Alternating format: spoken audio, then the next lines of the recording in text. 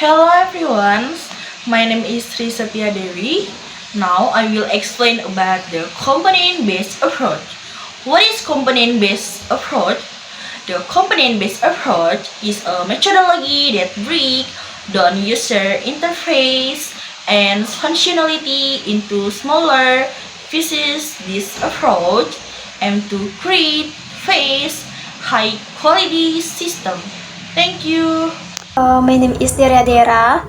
Here I will continue the material from Sri Satya Dewi.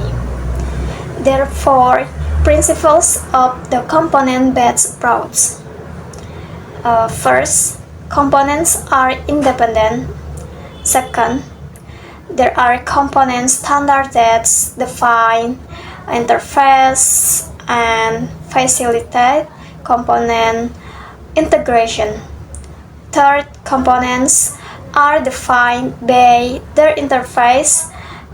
And the last, there is a clear separation between components, interface, and their implementation. Thank you. Okay, I'm going to tell you about the advantages using CAM. The first one is it can reduce the amount of new code that must be created.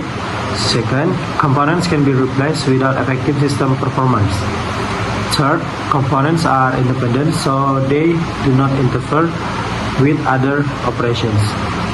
Fourth, components can be reused. And the last is facilitates assessment of system design quality. So there are 5 of the advantages by using the CAM. Thank you.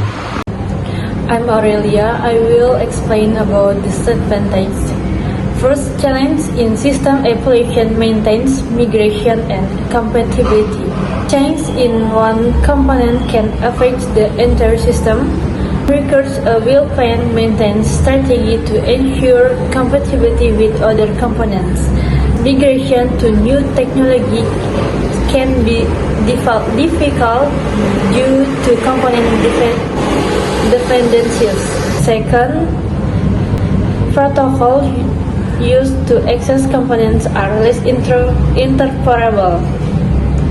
Different components may ask different communication protocols. Additional windows may be required to connect different components. Not all protocols support seamless cross-platform communication. And last, some of the challenges faced while developing component-based software system.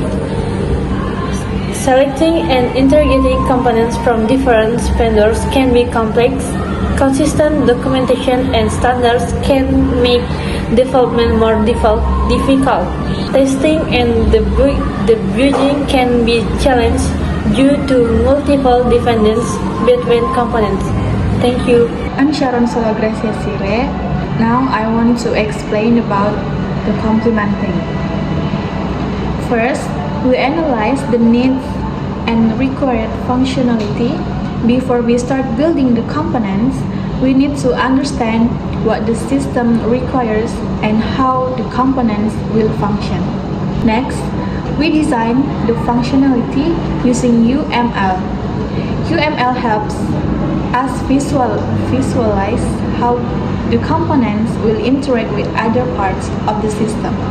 The third step is modeling objects in the form of classes. Here, we define the attributes and methods of each component based on our design.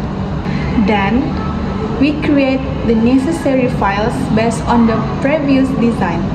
This is the coding phase where we turn out our design into actual program files. After that, we construct these files into ready-to-use components. This means compiling and testing the components to ensure they work properly.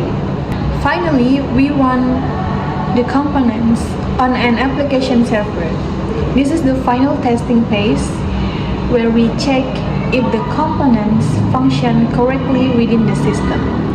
By following these steps, we can develop a well-structured and efficient component-based system. Thank you.